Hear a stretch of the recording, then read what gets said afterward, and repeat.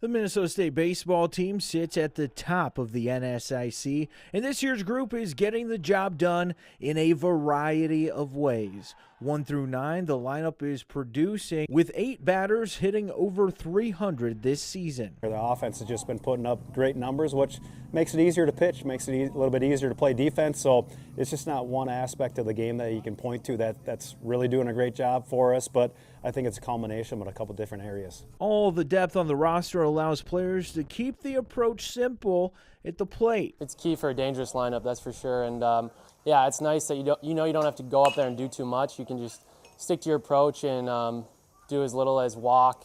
That's a big thing too. Is like, don't be afraid to walk, because you know the guy behind you can hit you in with one swing of the bat. So that's really big. Pair the bats with a pitching staff that's top 10 in team earned run average, and those are a couple of reasons this MSU team ranks number 8 in the nation.